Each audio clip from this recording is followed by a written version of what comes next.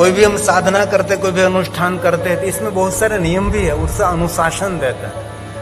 शिव महापुराण ग्रंथ में प्रारंभ में तो बहुत सारा अनुशासन है ना, कि जो शिव महापुराण कथा के वक्ता हैं, श्रोता है, उनके लिए कितने नियम हैं। आहार शुद्धि रखनी चाहिए, विचार शुद्धि रखनी चाहिए, विहार शुद्धि रखनी चाहिए, संग शुद्धि भी रखनी चाहिए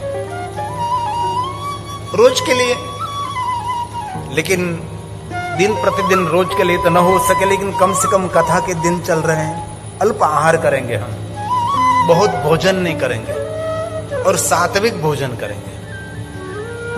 व्रत में कोई तामसिक भोजन नहीं होता, व्रत में कोई राजसी भोजन नहीं होता, वहां सात्विक भोजन रहता है।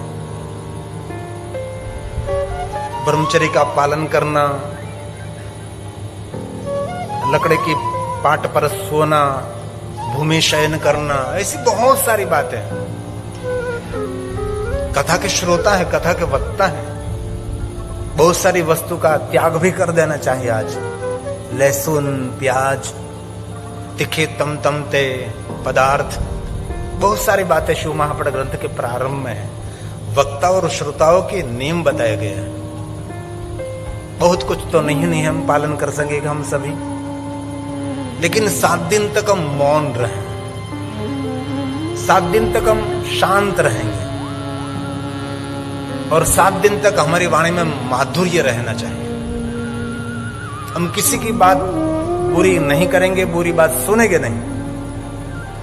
और 5वां नियम तो मुझे कहना नहीं पड़ेगा, शुद्ध शाकाहारी रहिए और निर्व्यसनी रहिए।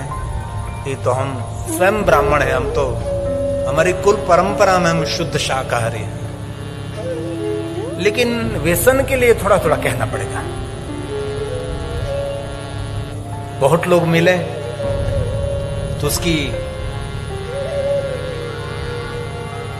उसका चेहरा देखकर पता लग जाता है कि कुछ तो खा रहा है,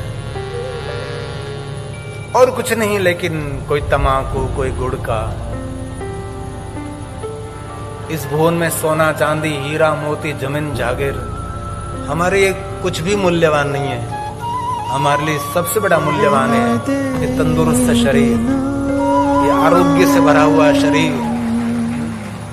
सब कुछ मिलेगा आपको, लेकिन आरोग्य से भरा हुआ शरीर फिर से नहीं मिलेगा। इसलिए बहुत हृदय से मैं प्रणाम करके विनती करता हूं, जो कि नहीं है लेकिन कोई कोई है,